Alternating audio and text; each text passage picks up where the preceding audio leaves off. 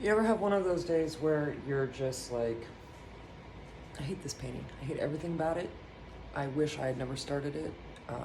And now I have no choice but to sit here and work on this thing that I think is not good.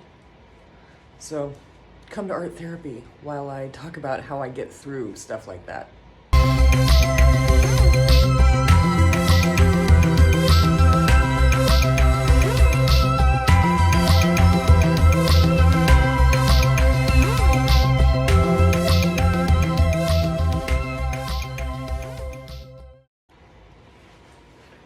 For me, it's a lot of times I just have to recognize that I am feeling a way about the painting that is not necessarily based in reality, right? People always say, don't say unkind things to yourself. Whatever. Say unkind things to yourself, because it's not like telling yourself that you're not going to say unkind things to yourself actually works. But just, for me, it's just recognize where the unkind things are coming from. Are they coming from a place of reality? Because sometimes we're not doing our best work. And sometimes we can make excuses for ourselves that, justify maybe phoning something in. Well, I'm just not good enough, or I don't really understand how this works, so I just have to attempt it, or whatever your excuses are. We all have excuses for our shortcomings. For me, my shortcoming is laziness. Always has been. I've always been a really lazy painter. Which, is funny, because then why take up realist painting? Doesn't really make much sense. But here we are, attempting a realist painting that has a lot of detail, that doesn't necessarily have to be realistic, but it has to look good. And when I sat down at the painting today, I was just like, what is all this texture? First of all, I know from you guys, like as you're seeing it in the camera, it doesn't look like there's much texture there, but there's a ton of texture there. It's like a really, really bumpy face, especially when I'm painting in side light. I can see all the texture. It drives me crazy. So then I think to myself, I have to completely sand this whole painting down to get rid of all that texture. And some of these paint layers are kind of thin.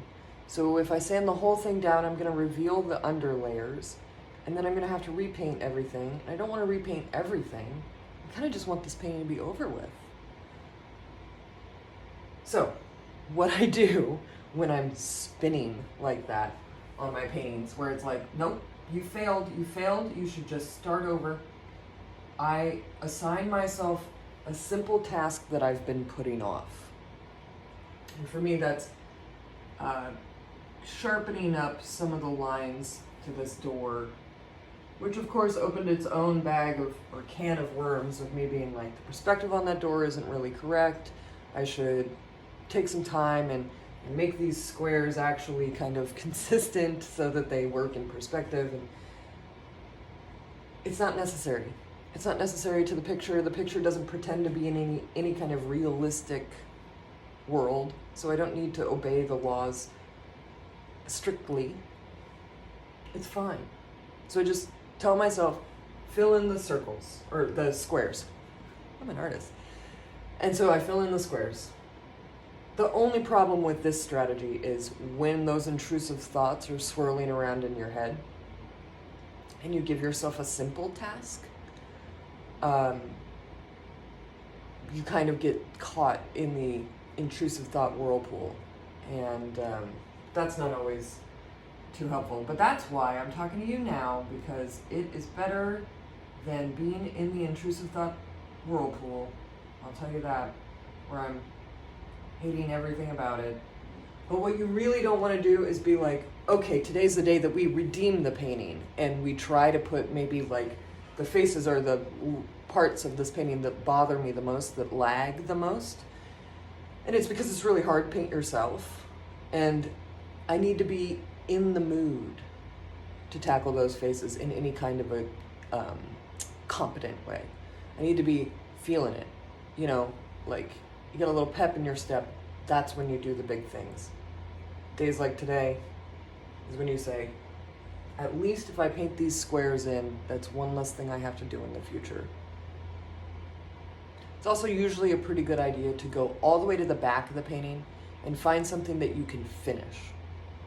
And then that kind of reinforces that back to front mentality, which I find very helpful. So that's my advice to you. When you hate yourself, find a small, easy task and maybe let it be something in the background that you can finish. And then bring the rest of the painting up when you're in the mood. Not always in the mood, that's for sure. But alas. Also, be generous with yourself about what lighting you're looking at your painting in, because this lighting is not doing it any favors. So, see you guys next time.